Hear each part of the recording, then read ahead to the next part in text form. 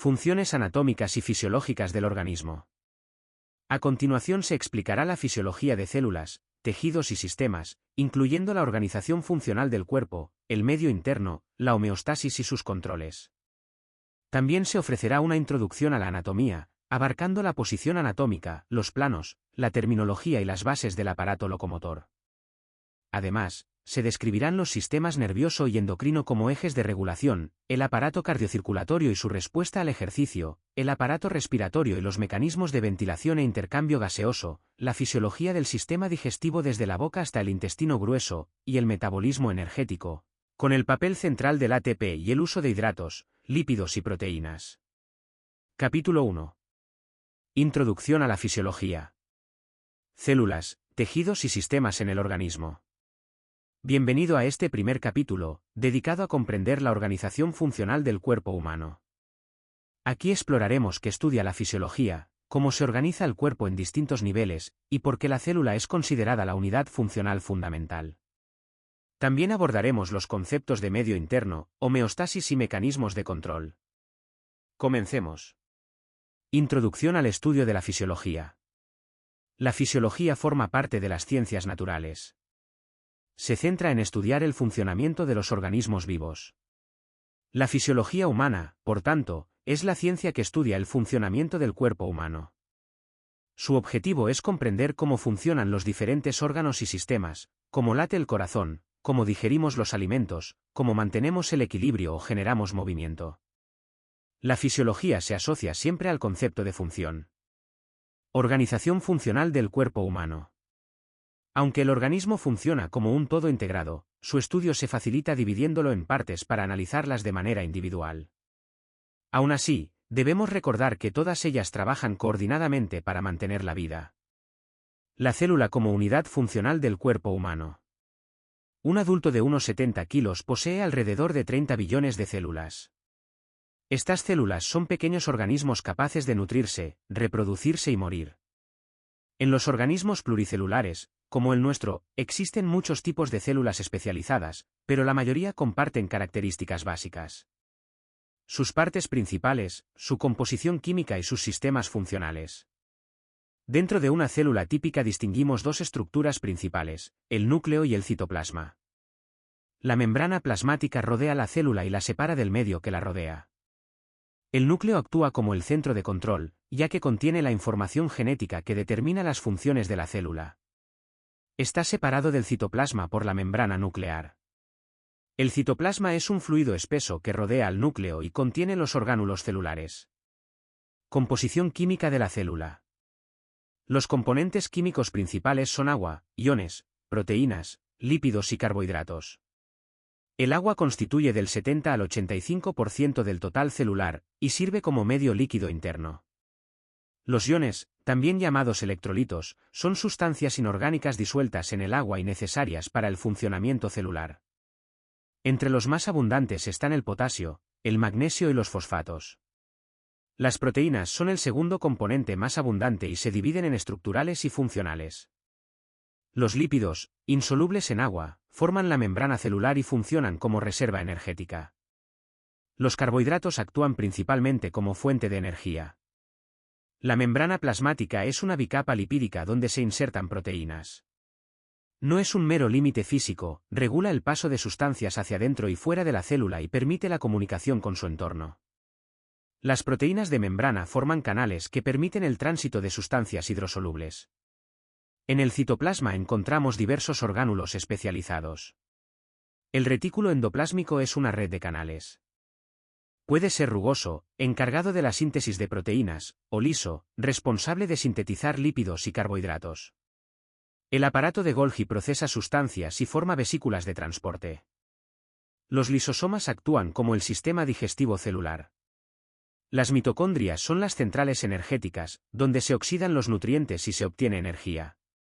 Por último, el núcleo contiene el material genético que regula la estructura y función celular. Niveles de organización del organismo humano. Las células especializadas con funciones similares se agrupan para formar tejidos. Los tejidos se integran en órganos, y estos se organizan en aparatos y sistemas. El nivel más alto de organización es el organismo completo. Principales sistemas corporales. Los sistemas corporales pueden agruparse según su función. Primero, los sistemas encargados del aporte de nutrientes. El digestivo, que suministra alimentos. El respiratorio, que aporta oxígeno. Y el músculo esquelético, que permite desplazarse para conseguir recursos. Segundo, los sistemas de eliminación. El renal, encargado de depurar la sangre. Y el respiratorio, que elimina dióxido de carbono. Tercero, los sistemas de transporte y defensa. El cardiovascular, que distribuye nutrientes y recoge desechos. Y el inmunitario, que protege frente a agentes extraños. Cuarto, los sistemas de regulación. El nervioso y el endocrino, que coordinan las funciones corporales. Y por último, el sistema reproductor, responsable de la perpetuación de la especie. Concepto de medio interno. A mediados del siglo XIX, Claude Bernard definió el concepto de medio interno. El medio interno corresponde al líquido extracelular que baña todas las células del organismo. Por él se intercambian los nutrientes, el oxígeno y los desechos celulares. Las células no interactúan directamente con el mundo exterior, lo hacen mediante el medio interno. Por ello, es fundamental que su composición se mantenga constante. Concepto de homeostasis. El mantenimiento de condiciones constantes en el medio interno se denomina homeostasis. Este concepto, central en fisiología, fue introducido por Walter Cannon. Las variables que deben mantenerse dentro de límites adecuados incluyen temperatura, nutrientes, pH y oxígeno. Cada sistema corporal contribuye a la homeostasis. Por ejemplo, el sistema respiratorio regula las concentraciones de oxígeno y dióxido de carbono en el medio interno. El cuerpo humano como una unidad. Todos los sistemas corporales colaboran para mantener la homeostasis y se benefician de ella. Si uno de ellos falla, se altera la estabilidad del medio interno y aparece la enfermedad. Mecanismos de control. El organismo dispone de mecanismos de control que reaccionan frente a cambios externos para mantener la estabilidad interna. La mayoría son mecanismos de retroalimentación negativa. En este tipo de control, la respuesta actúa en sentido contrario al estímulo que la provoca. Un ejemplo cotidiano es un sistema de climatización. Si la temperatura sube, el sistema produce frío; si baja, produce calor. Así, la temperatura se mantiene dentro de límites estables. 1.3 Concepto de medio interno. El fisiólogo Claude Bernard introdujo el concepto de medio interno para describir el entorno líquido que rodea a todas las células del cuerpo. Las células no están en contacto directo con el exterior. Intercambian nutrientes, oxígeno y desechos exclusivamente con el medio interno, es decir, con el líquido extracelular que las baña. Este medio actúa como intermediario entre el organismo y el ambiente externo. Para que las células puedan vivir y funcionar correctamente, las condiciones del medio interno deben mantenerse estables: temperatura, concentración de nutrientes, oxígeno, pH, entre otras. Esa estabilidad es esencial para la vida. 1.4 Concepto de homeostasis.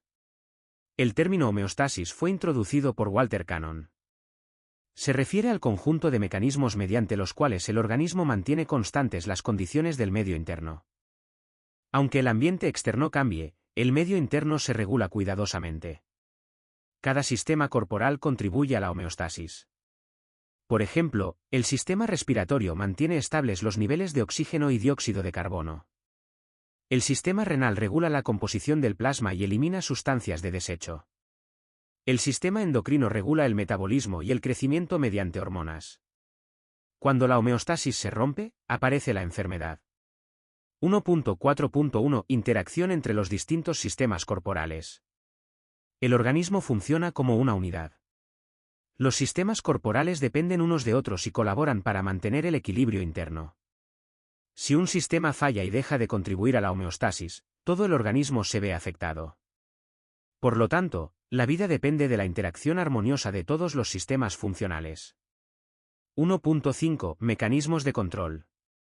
Para mantener la estabilidad interna, el cuerpo utiliza sistemas de regulación capaces de detectar cambios y responder adecuadamente. La mayoría de los mecanismos que regulan el funcionamiento corporal son de retroalimentación negativa. Su objetivo es contrarrestar el cambio que los provocó y restaurar el equilibrio. 1.5.1 Mecanismos de retroalimentación negativa. En la retroalimentación negativa, la respuesta va en sentido opuesto al estímulo. Es un sistema estabilizador. Por ejemplo, si la temperatura corporal aumenta, se activan mecanismos para reducirla; si disminuye, se activan mecanismos para incrementarla. Un ejemplo cotidiano es un sistema de climatización. Cuando la temperatura sube, la máquina genera frío; cuando baja, genera calor. Así, se mantiene una temperatura constante. Del mismo modo, en el cuerpo humano este tipo de regulación es fundamental para la supervivencia. Capítulo 2. Introducción a la anatomía. Descripción espacial del movimiento.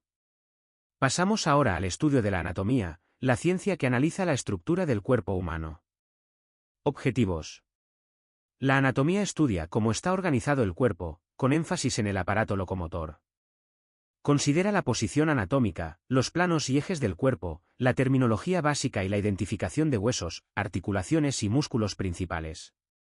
2.1 Introducción al estudio de la anatomía. Anatomía significa etimológicamente cortar para ver. Históricamente, el estudio anatómico se desarrolló a través de la disección. La anatomía describe órganos, aparatos y sistemas. Un órgano es una parte del cuerpo con una o varias funciones específicas. Un aparato es un conjunto de órganos que colaboran en una misma función, aunque estén formados por tejidos distintos. Un sistema está compuesto por órganos semejantes, formados por el mismo tipo de tejido y orientados a funciones del mismo origen. 2.2 Posición anatómica. La posición anatómica es la postura de referencia utilizada para describir el cuerpo humano. En ella, la persona se encuentra de pie, con los brazos a los lados, las palmas hacia adelante y la cabeza y los pies orientados al frente. Esta postura permite describir de forma precisa la localización de estructuras corporales. 2.2.1 Planos anatómicos. El cuerpo puede dividirse en secciones para su estudio. El plano sagital divide el cuerpo en derecha e izquierda. El plano frontal o coronal divide el cuerpo en anterior y posterior. El plano transversal u horizontal divide el cuerpo en superior e inferior. A partir de estos planos se definen también los ejes, líneas imaginarias sobre las que se producen movimientos articulares. Eje longitudinal, eje transversal y eje anteroposterior. 2.2.2 Terminología anatómica. Se emplean términos específicos para describir la localización relativa de las estructuras. Axial y paraxial indican posición sobre, o próxima al eje. Interno y externo se refieren a la localización dentro o fuera de cavidades u órganos. Profundo y superficial se relacionan con la distancia respecto a la superficie corporal. Craneal y caudal indican posiciones superior e inferior. Proximal y distal describen cercanía o lejanía al punto de origen de un miembro. Medial y lateral señalan cercanía o alejamiento respecto al plano medio. Anterior y posterior se refieren a la parte frontal o dorsal del cuerpo. Superior e inferior se refieren a posición sobre o debajo de un plano horizontal. Homolateral o contralateral indican si están en el mismo lado o en el opuesto. Los prefijos supra e infra indican posición por encima o por debajo de otra estructura. 2.2.3 Aparato locomotor. El aparato locomotor está formado por tejido óseo, muscular, tendinoso y cartilaginoso. Sus estructuras principales son los huesos, los músculos y las articulaciones. Estos permiten el movimiento coordinado del cuerpo y también participan en funciones como el soporte, la protección, la reserva mineral y la formación de células sanguíneas. Los músculos esqueléticos se contraen voluntariamente para producir movimiento o mantener la postura. Además, producen calor para ayudar a regular la temperatura corporal. Existen más de 600 músculos esqueléticos, que representan entre el 40 y el 50% de la masa corporal total. El movimiento corporal puede entenderse como el funcionamiento de un sistema de palancas. Los huesos actúan como palancas, los músculos, como la fuerza aplicada, el fulcro es la articulación, y la resistencia corresponde al peso corporal o a la carga externa. Capítulo 3. Sistema nervioso y sistema endocrino. Bienvenido al capítulo 3. En este episodio presentamos los sistemas responsables del control y regulación del organismo. El sistema nervioso y el sistema endocrino. Ambos garantizan la coordinación de las funciones corporales y el mantenimiento de la homeostasis. Introducción. El cuerpo humano funciona como un todo coordinado. Para ello, es imprescindible que exista comunicación permanente entre sus sistemas. Esta coordinación se realiza a través de los sistemas de control. El sistema nervioso y el sistema endocrino. Ambos regulan las funciones corporales, aunque lo hacen mediante mecanismos diferentes y con objetivos complementarios. Sistemas de regulación. Estos sistemas permiten integrar la información que recibe el organismo y generar respuestas adecuadas. El sistema nervioso funciona mediante señales eléctricas y químicas. Actúa con rapidez y precisión, regulando sobre todo procesos inmediatos. Acciones motoras, reflejos, percepción sensorial o ajuste rápido de funciones internas. El sistema endocrino, en cambio, regula funciones mediante hormonas, sustancias químicas que viajan por la sangre. Su acción es más lenta, pero también más duradera. Participa en el metabolismo, el crecimiento, la reproducción y numerosas funciones internas. Sistema nervioso, introducción. El sistema nervioso está formado por células especializadas llamadas neuronas. Su función es recibir estímulos, procesar información y generar respuestas. Las neuronas se comunican mediante señales eléctricas denominadas potenciales de acción. Estas señales viajan a lo largo de las neuronas y se transmiten a otras células a través de un punto de comunicación especializado llamado sinapsis. La sinapsis permite que la señal nerviosa pase de una neurona a otra, o desde una neurona hacia un músculo o una glándula. Organización funcional del sistema nervioso. El sistema nervioso puede dividirse en dos grandes componentes estructurales. El sistema nervioso central, formado por el encéfalo y la médula espinal. Y el sistema nervioso periférico, formado por los nervios que conectan el sistema nervioso central con el resto del cuerpo. A través de esta red, las señales del interior y exterior del cuerpo viajan hacia el sistema nervioso central, y éste envía respuestas hacia músculos y glándulas. Desde una perspectiva funcional, el sistema nervioso desempeña tres grandes funciones. Detecta estímulos, procesa información y genera comportamiento. Su funcionamiento básico se organiza a través de reflejos. Un reflejo es una respuesta rápida e involuntaria frente a un estímulo. El circuito que sigue un reflejo se denomina arco reflejo, y consta de 5 elementos fundamentales. Un receptor sensorial que detecta el estímulo. Una neurona sensorial que transporta la señal hacia el sistema nervioso central. Un centro integrador que elabora la respuesta. Una neurona motora que transmite la orden. Y finalmente, un efector, generalmente un músculo, que ejecuta la respuesta. Algunas respuestas reflejas son simples e involucran pocas neuronas. Otras son complejas y requieren la participación de numerosos centros nerviosos. Componentes funcionales del sistema nervioso. El sistema nervioso puede organizarse en tres áreas funcionales. La parte sensorial, que recibe estímulos del exterior y del interior del organismo. La parte integradora, que procesa esa información dentro del sistema nervioso central. Y la parte motora, que ejecuta respuestas a través de músculos o glándulas. Los receptores sensoriales incluyen fotorreceptores en los ojos, mecanorreceptores en la piel o el oído, quimiorreceptores en la nariz o el sistema vascular, entre muchos otros. Las actividades motoras pueden ser simples o complejas. Las respuestas simples, como los reflejos, se integran a nivel de la médula espinal. En cambio, movimientos más complejos requieren la participación de estructuras encefálicas como corteza cerebral, cerebelo o ganglios basales. Cada hemisferio cerebral controla la parte contraria del cuerpo. Esto ocurre porque las fibras nerviosas cruzan de un lado a otro a nivel del bulbo raquídeo. Sistema nervioso somático y sistema nervioso autónomo. El sistema nervioso somático controla la actividad voluntaria de los músculos esqueléticos. El sistema nervioso autónomo regula las funciones viscerales. Controla la actividad de glándulas, músculo liso y músculo cardíaco. Sus acciones son involuntarias e incluyen el control de la frecuencia cardíaca, la presión arterial o el funcionamiento digestivo. Sistema endocrino, introducción.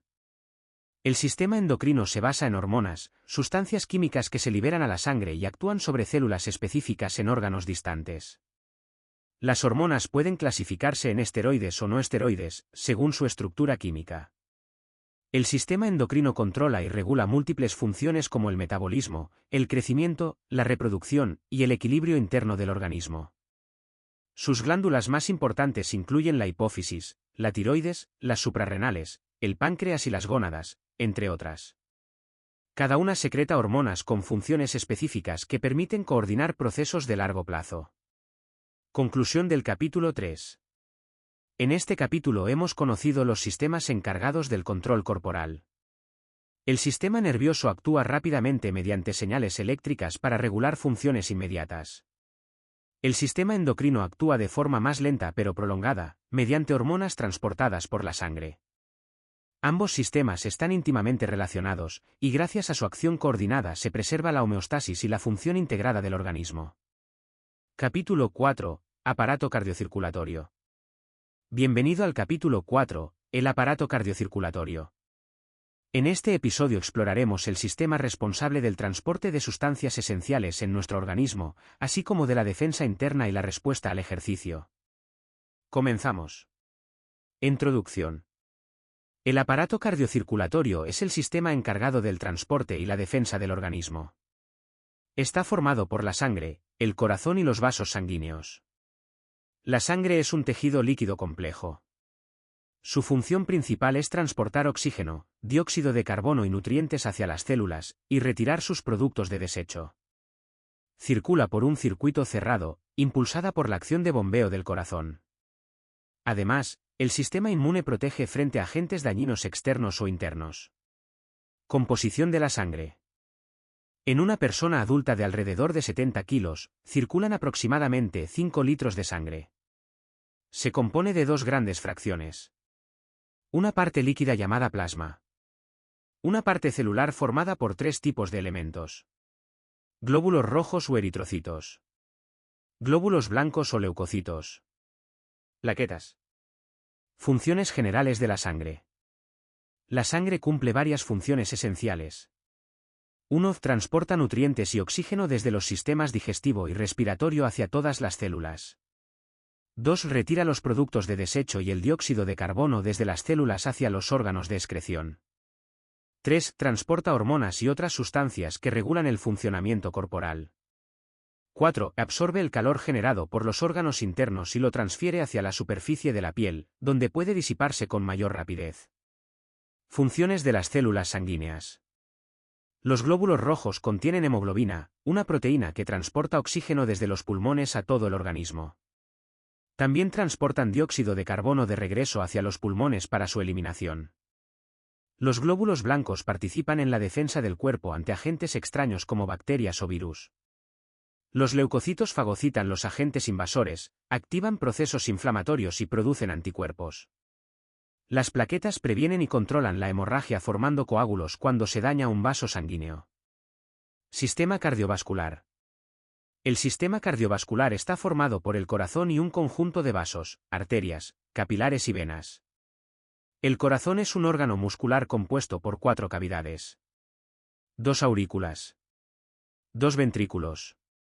4 válvulas regulan el flujo de sangre. 1 mitral, entre aurícula y ventrículo izquierdo. 2 tricúspide, entre aurícula y ventrículo derecho. 3 aórtica, comunica el ventrículo izquierdo con la aorta. 4 pulmonar, comunica el ventrículo derecho con la arteria pulmonar. Existen 2 grandes circuitos circulatorios. Circuito sistémico o circulación mayor, lleva sangre oxigenada del ventrículo izquierdo al cuerpo, regresando a la aurícula derecha. Circuito pulmonar, lleva sangre desde el ventrículo derecho a los pulmones y vuelve oxigenada a la aurícula izquierda. El corazón funciona mediante ciclos alternos de llenado, diástole, y vaciado, sístole. El volumen de sangre que bombea por minuto se llama gasto cardíaco, que depende del volumen sistólico y de la frecuencia cardíaca. Presión arterial. La presión arterial es la presión que ejerce la sangre dentro de las arterias. Está directamente relacionada con la fuerza generada durante la sístole ventricular. En la sístole, la presión aumenta y se abre la válvula aórtica para impulsar la sangre hacia la aorta. Durante la diástole, la presión ventricular cae casi a cero. En las arterias también baja la presión, pero nunca tanto, debido al cierre de la válvula aórtica. Por ello se describen siempre dos cifras. Presión sistólica o máxima, alrededor de 120 milímetros de mercurio. Presión diastólica o mínima, cerca de 80 milímetros de mercurio. Respuesta cardiovascular al ejercicio. Cuando realizamos ejercicio, aumenta la demanda de oxígeno y nutrientes por parte de los músculos. Para satisfacer esta necesidad, el organismo responde en tres grandes dimensiones. A. Aumento del gasto cardíaco. B. Redistribución del flujo sanguíneo. C. Incremento de la presión arterial. Aumento del gasto cardíaco. Se produce mediante dos mecanismos. Aumento del volumen sistólico. Aumento de la frecuencia cardíaca. Durante el ejercicio llega más sangre al corazón, lo que incrementa el retorno venoso. La contracción cardíaca es más intensa, permitiendo vaciar con mayor eficacia un volumen mayor de sangre. La frecuencia cardíaca aumenta con la intensidad del esfuerzo hasta un valor máximo, que se estima restando la edad del individuo a 220. Redistribución del flujo. Aunque el cuerpo contiene unos 5 litros de sangre, el sistema circulatorio puede variar cuánta sangre recibe cada órgano en función de su actividad. Durante el esfuerzo, aumenta el riego de los músculos en actividad y del corazón, mientras disminuye en órganos como riñón y sistema digestivo. Aumento de la presión arterial. Durante el ejercicio sube principalmente la presión sistólica. En ejercicio aeróbico la diastólica apenas cambia, mientras que en trabajos de fuerza o potencia puede elevarse. Fin capítulo 4. Capítulo 5. Aparato respiratorio. Comenzamos el capítulo 5. Aparato respiratorio. Objetivos generales. Conocer cuál es la función del sistema respiratorio y cómo la realiza. Objetivos específicos. Comprender la finalidad de la respiración e identificar las fases del proceso respiratorio. También entender cómo se producen los movimientos de inspiración y expiración y comprender el desplazamiento de los gases respiratorios, oxígeno y dióxido de carbono, en pulmones y tejidos, así como los factores que determinan dicho movimiento. Así como, conocer los principales mecanismos de transporte de oxígeno y dióxido de carbono en la sangre. Adicionalmente, comprender los mecanismos mediante los cuales el sistema nervioso controla la respiración y la adapta a las necesidades del organismo y conocer los distintos volúmenes y capacidades pulmonares. 5.1 Introducción. La función esencial del aparato respiratorio es aportar oxígeno al medio interno para que las células lo utilicen en su metabolismo, y eliminar el dióxido de carbono resultante del mismo. Su contribución a la homeostasis consiste en mantener constantes los niveles de oxígeno y dióxido de carbono en el medio interno. El sistema respiratorio está constituido por tres elementos principales. Primero, un órgano intercambiador de gases, los pulmones. Segundo, un conjunto de músculos capaces de modificar el volumen pulmonar para generar los movimientos ventilatorios. Tercero, centros nerviosos que controlan el proceso respiratorio de forma continua. El aire llega hasta los pulmones a través de las vías aéreas, fosas nasales, faringe, laringe, tráquea y bronquios. Además de distribuir el aire, estas vías lo acondicionan filtrándolo, calentándolo y humidificándolo, de forma que, al llegar a los alvéolos, se encuentre limpio, a una temperatura cercana a 37 grados y totalmente saturado de vapor de agua. 5.2 Fases de la respiración. La respiración consta de 4 fases principales. Primera fase, ventilación pulmonar. Consiste en la entrada y salida de aire de los pulmones. Segunda fase, intercambio gaseoso. Se produce entre los alvéolos y la sangre de los capilares pulmonares. Tercera fase, transporte de gases. El oxígeno y el dióxido de carbono viajan en la sangre desde los pulmones hacia los tejidos, y desde estos de vuelta a los pulmones. Cuarta fase, regulación de la respiración. El sistema nervioso ajusta la respiración para mantener constantes los niveles de oxígeno y dióxido de carbono en el medio interno. 5.3 Ventilación pulmonar. La ventilación pulmonar es el proceso de entrada y salida de aire en los pulmones. Un ciclo respiratorio comprende una inspiración seguida de una expiración. Los movimientos de aire se producen cuando existe una diferencia de presión entre el interior de los pulmones y el ambiente externo. Cuando las vías respiratorias se encuentran abiertas y no hay movimiento de aire, la presión alveolar es igual a la atmosférica. Para que el aire entre en los pulmones, la presión alveolar debe disminuir, lo que se consigue aumentando el volumen pulmonar. Por el contrario, para expulsar aire, la presión aumenta debido a la disminución del volumen. La inspiración, en reposo, es un proceso activo que depende de la contracción del diafragma. Al contraerse, se incrementa el volumen de los pulmones, disminuye la presión interna, y el aire entra. La expiración, en reposo, es un proceso pasivo. Ocurre gracias a la relajación del diafragma, disminuyendo el volumen pulmonar y aumentando la presión interna, de modo que el aire sale al exterior. En condiciones forzadas, la expiración requiere la participación de músculos expiratorios. 5.4 Intercambio de gases. Una vez el aire llega a los alvéolos, se mezcla con el aire residual del interior pulmonar. Hay que recordar que incluso tras una expiración máxima, los pulmones nunca se vacían por completo, siempre queda un volumen residual. 5.4.1 Intercambio de gases en los alvéolos. En los alvéolos se produce el intercambio de oxígeno y dióxido de carbono entre el aire y la sangre capilar. Esto ocurre por difusión, motivada por diferencias de presión parcial de los gases. 5.4.2 Intercambio de gases en los tejidos. En los tejidos, el oxígeno difunde desde la sangre hacia las células debido a que su presión parcial es menor en los tejidos. A la inversa, el dióxido de carbono producido por el metabolismo celular difunde hacia la sangre, donde su presión parcial es menor. 5.5 Transporte de gases. El oxígeno se transporta fundamentalmente unido a la hemoglobina. El dióxido de carbono se transporta de tres formas: disuelto en el plasma, convertido en bicarbonato, o unido a la hemoglobina, aunque su unión no se produce sobre los átomos de hierro como en el caso del oxígeno. 5.6 Regulación de la respiración. El objetivo principal de la regulación respiratoria es mantener constantes las presiones parciales de oxígeno y dióxido de carbono en la sangre arterial.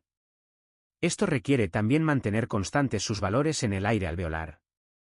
El centro respiratorio, localizado en el bulbo raquídeo, controla la respiración de forma automática. Las neuronas de este centro envían señales a los músculos respiratorios, controlando la frecuencia y la profundidad de la respiración. Este control es predominantemente involuntario, aunque también existe control voluntario parcial a través de centros nerviosos superiores. Además, la regulación incorpora un componente químico. Variaciones en las presiones parciales de oxígeno y dióxido de carbono son detectadas por quimiorreceptores, que envían señales al centro respiratorio para ajustar el ritmo ventilatorio. Por ejemplo, si aumenta la presión parcial de dióxido de carbono, se incrementa la ventilación para eliminarlo; si disminuye la presión parcial de oxígeno, también se estimula la ventilación. 5.7 Volúmenes y capacidades pulmonares. La función respiratoria puede valorarse mediante espirometría. La espirometría simple mide volúmenes como: volumen corriente, el aire movilizado en una respiración normal; volumen de reserva inspiratoria, el volumen máximo inspirado tras el volumen corriente; volumen de reserva expiratoria, el volumen máximo expirado tras el volumen corriente; volumen residual, el aire que permanece tras una expiración máxima. Capacidad vital, la suma de los volúmenes corriente, de reserva inspiratoria y de reserva expiratoria. 5.8 Respuesta respiratoria al ejercicio físico. Durante el ejercicio, la respiración aumenta para satisfacer la mayor demanda de oxígeno y facilitar la eliminación de dióxido de carbono. Este incremento implica variaciones tanto en la frecuencia respiratoria como en el volumen aéreo movilizado. El ajuste ventilatorio permite mantener las presiones parciales de gases dentro de rangos adecuados durante la actividad física. Capítulo 6. Fisiología del sistema digestivo. 6. Fisiología del sistema digestivo. Comenzamos este episodio dedicado a comprender la fisiología del sistema digestivo. Nuestro objetivo es explicar cómo este sistema transforma los alimentos en sustancias utilizables para mantener la vida celular. El sistema digestivo es un largo tubo abierto al exterior por ambos extremos, boca y ano, acompañado por una serie de glándulas anexas que vierten sus secreciones al interior del tubo. Estas secreciones son esenciales, porque participan activamente en la digestión. A lo largo de este episodio recorreremos cada etapa del proceso, desde la entrada de los alimentos en la boca hasta su llegada al intestino grueso. 6.1 Introducción. La función general del sistema digestivo consiste en aportar al medio interno los nutrientes necesarios para el funcionamiento de las células. Para lograrlo, los alimentos deben ser modificados y preparados antes de pasar al medio interno. Esto requiere la intervención coordinada de varios procesos: la ingestión, la digestión, la motilidad, la secreción, la absorción y, finalmente, la eliminación. La ingestión es la entrada de los alimentos en el tubo digestivo. La digestión consiste en romper sus grandes moléculas en otras más pequeñas utilizando mecanismos mecánicos y químicos. La motilidad depende de las capas de músculo liso de la pared intestinal, cuyas contracciones permiten avanzar el alimento, mezclarlo con los jugos digestivos y favorecer su fragmentación mecánica. La secreción incorpora a la luz del tubo digestivo los jugos necesarios para que la digestión pueda realizarse. La absorción permite que los nutrientes ya digeridos atraviesen la pared intestinal y pasen al medio interno. Finalmente, los materiales no absorbidos son eliminados mediante la defecación. Todos estos procesos están regulados tanto por el sistema nervioso como por el sistema endocrino. 6.2 Funciones del sistema digestivo. El sistema digestivo transforma, reduce y prepara los alimentos para su absorción. Sus funciones básicas incluyen la digestión mecánica y química, la secreción de sustancias digestivas, la absorción de nutrientes y la eliminación de restos no digeridos. 6.3 Procesos digestivos que se producen en la boca y el esófago. La digestión comienza con la masticación. Los dientes cortan y trituran los alimentos, convirtiéndolos en fragmentos más pequeños que pueden ser deglutidos con facilidad. Durante este proceso, las glándulas salivares secretan saliva. La saliva contiene amilasa, una enzima capaz de iniciar la digestión del almidón y transformarlo en maltosa. Esta enzima llega a digerir hasta un 30 o 40% de los almidones ingeridos. Además, la saliva lubrica el bolo alimenticio y facilita su tránsito. La deglución es el siguiente paso. Con ayuda de la lengua, el alimento triturado se dirige hacia la faringe. A partir de este punto, la deglución es un acto involuntario. Un movimiento peristáltico empuja el bolo alimenticio a lo largo del esófago hasta el estómago. Durante este proceso, la respiración queda inhibida de forma refleja para evitar que el alimento entre en las vías respiratorias. 6.4 Procesos digestivos que se producen en el estómago. Una vez el alimento llega al estómago, se ponen en marcha procesos de motilidad, secreción y digestión. Al llegar, el estómago se relaja para almacenar el alimento entrante. Después, sus paredes comienzan contracciones que amasan y mezclan el alimento con las secreciones gástricas. Estas contracciones también ayudan a fragmentar mecánicamente los alimentos y regulan su vaciado gradual hacia el intestino delgado, permitiendo que la digestión posterior sea eficiente. Las glándulas de la pared gástrica secretan el jugo gástrico, caracterizado por su gran acidez, con un pH aproximado de entre 2 y 3. Esta acidez permite la activación de la pepsina, una enzima que inicia la digestión química de las proteínas, rompiendo aproximadamente entre un 10 y un 20% de las proteínas ingeridas y convirtiéndolas en péptidos y aminoácidos. Los hidratos de carbono continúan degradándose gracias a la amilasa salivar, aunque su acción se mantiene solo hasta que la acidez gástrica inhibe la enzima, aproximadamente una hora después de la ingesta. En cuanto a las grasas, el estómago realiza principalmente una digestión mecánica, las contracciones rompen las grandes gotas de grasa en otras más pequeñas, fenómeno llamado emulsión, que facilita su digestión posterior. Las grasas no son solubles en agua y tienden a separarse del resto del contenido gástrico, siendo las últimas en abandonar el estómago. La mezcla resultante de alimento y secreciones gástricas recibe el nombre de quimo. 6.5 Procesos digestivos en el intestino delgado. Desde el estómago, el quimo pasa al intestino delgado, donde tienen lugar los procesos fundamentales de digestión y absorción. En la primera porción del intestino delgado, el duodeno, desembocan dos secreciones clave, la secreción pancreática y la biliar. 6.5.1 Secreción pancreática y biliar. La secreción pancreática contiene enzimas encargadas de la digestión de hidratos de carbono, proteínas y grasas. Entre ellas se encuentra la amilasa pancreática, que continúa la digestión de los polisacáridos para transformarlos en glucosa o maltosa. También secreta lipasa, que rompe triglicéridos convirtiéndolos en ácidos grasos. Finalmente, varios enzimas proteolíticos dividen las proteínas en péptidos y aminoácidos. Además, el jugo pancreático contiene una gran cantidad de bicarbonato, que neutraliza la acidez procedente del estómago y protege la mucosa intestinal de daños. El hígado secreta bilis, que se vierte igualmente al duodeno. Aunque la bilis no contiene enzimas, incluye sustancias que ayudan en la digestión de las grasas favoreciendo su solubilización. 6.5.2 Digestión en el intestino delgado. El intestino delgado está estructurado para optimizar la digestión y absorción. Presenta pliegues recubiertos por miles de vellosidades. Cada vellosidad está formada por enterocitos cuya membrana luminal muestra un borde en cepillo con multitud de microvellosidades. Esta organización multiplica la superficie de contacto y de absorción hasta 1000 veces. En la superficie de los enterocitos existen enzimas que completan la digestión, las disacaridasas, que transforman disacáridos en monosacáridos, y las peptidasas, que convierten péptidos en aminoácidos.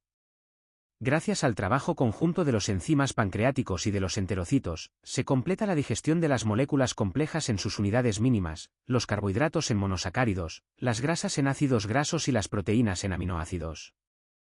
6.5.3 La absorción en el intestino delgado. Una vez digeridos, los nutrientes deben atravesar la pared intestinal. Cada tipo de molécula tiene mecanismos específicos para hacerlo. Tras su absorción, los nutrientes pasan a la sangre, que los distribuye por todo el organismo para que puedan ser utilizados por las células. 6.6 Intestino grueso. Finalmente, aquello que no ha sido absorbido alcanza el intestino grueso. Aquí se reabsorben agua e iones, dando lugar a la solidificación progresiva del material restante hasta formar las heces. Los movimientos del intestino grueso compactan este material, que será expulsado al exterior mediante la defecación. Con esto concluye nuestro recorrido por la fisiología del sistema digestivo.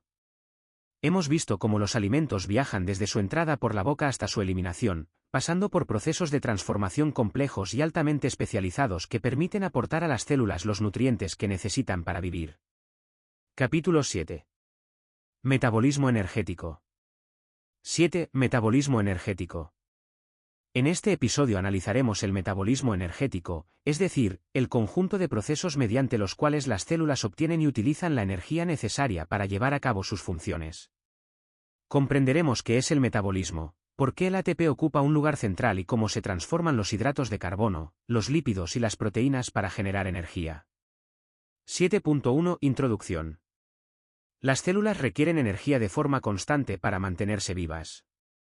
Cualquier proceso celular, desde la contracción muscular durante el ejercicio hasta el transporte de sustancias a través de membranas, implica un gasto energético. Esta energía procede en último término de los alimentos que ingerimos con la dieta. Nuestro organismo debe ser capaz de descomponer estos alimentos, extraer la energía química contenida en ellos y emplearla para cubrir sus necesidades. 7.2 Metabolismo energético. El conjunto de reacciones químicas que permiten transformar los alimentos y aprovechar su energía se denomina metabolismo. El metabolismo se divide en dos fases, catabolismo y anabolismo. El catabolismo engloba procesos de degradación. En él, las moléculas complejas se rompen en otras más simples, liberando energía que puede ser utilizada por la célula. El anabolismo es la fase sintética. En él, la célula utiliza energía para construir moléculas más complejas a partir de componentes simples. Ambas fases son complementarias y esenciales para la vida. 7.3 El ATP, trifosfato de adenosina, como compuesto central del metabolismo. Dentro del metabolismo destaca una molécula clave, el ATP, adenosintrifosfato. El ATP actúa como la moneda energética del organismo. Cuando la célula necesita energía para realizar un trabajo, como una contracción muscular o una reacción química, el ATP se hidroliza y libera energía utilizable. Una parte fundamental del metabolismo consiste en sintetizar ATP a partir de los alimentos para abastecer el funcionamiento celular. 7.4 La fase degradativa del metabolismo. Para comprender cómo se obtiene esta energía, debemos observar más de cerca la fase degradativa del metabolismo. Esta fase implica la ruptura de las principales sustancias energéticas que consumimos, hidratos de carbono, lípidos y proteínas. Aunque nuestro organismo puede utilizar los tres tipos de nutrientes para obtener energía, los hidratos de carbono y los lípidos son las fuentes más relevantes. Las proteínas, por su parte, desempeñan principalmente funciones estructurales y funcionales, y su utilización energética se reserva para circunstancias especiales. 7.5. Hidratos de carbono. Comenzamos con los hidratos de carbono, una fuente fundamental de energía. La degradación de los hidratos de carbono permite obtener ATP de manera eficiente. Dentro de este grupo, la glucosa es el compuesto central. Su degradación puede seguir dos vías, una aeróbica, cuando hay oxígeno suficiente, y otra anaeróbica, cuando no lo hay. En condiciones anaeróbicas, la glucosa se degrada parcialmente, produciendo menor cantidad de ATP. En condiciones aeróbicas, la degradación es completa y se obtiene una mayor cantidad de energía. 7.5.1. Degradación de la glucosa. Este proceso implica la transformación de la glucosa en otras moléculas intermedias y finalmente en dióxido de carbono y agua, liberando energía que se utiliza para sintetizar ATP. 7.5.2. Síntesis de glucógeno. Cuando existe un exceso de glucosa, el organismo puede almacenarla mediante la síntesis de glucógeno. Este proceso convierte la glucosa en glucógeno, un polímero que se almacena principalmente en el hígado y los músculos. Cuando la célula requiere energía y no hay glucosa disponible de manera inmediata, el glucógeno puede degradarse para aportar glucosa nuevamente a la sangre o a la célula muscular. 7.6. Lípidos. Los lípidos constituyen la reserva energética más importante del organismo. Una pequeña cantidad puede liberar grandes cantidades de energía. Dentro de los lípidos, los triglicéridos son la forma predominante de almacenamiento. 7.6.1. Degradación de los ácidos grasos. La degradación de los ácidos grasos se realiza mediante un proceso conocido como beta-oxidación. En este proceso los ácidos grasos se fragmentan en moléculas más pequeñas que, a través de sucesivas reacciones, permiten la obtención de energía en forma de ATP. La combustión de los lípidos es altamente eficiente, por lo que representan una fuente energética fundamental en ejercicios de larga duración o en situaciones de ayuno. 7.7. Proteínas. Las proteínas están formadas por aminoácidos y constituyen los componentes estructurales y funcionales del organismo, forman parte de las células, de las enzimas y de numerosas moléculas esenciales. Aunque pueden utilizarse como fuente de energía, esta no es su función principal. La degradación de proteínas para producir energía solo se acentúa cuando las reservas de hidratos de carbono y lípidos son insuficientes, como en ayunos prolongados o situaciones de malnutrición. En condiciones normales, su función predominante es contribuir al crecimiento, mantenimiento y reparación de tejidos, así como participar en procesos metabólicos a través de enzimas y otras moléculas funcionales. Con esto concluimos nuestro recorrido por el metabolismo energético. Hemos visto cómo las células obtienen energía a partir de los alimentos, el papel primordial del ATP y la importancia de los hidratos de carbono, lípidos y proteínas en estos procesos. Comprender estos mecanismos nos permite apreciar cómo el organismo transforma lo que comemos en movimiento, calor, reparación y vida.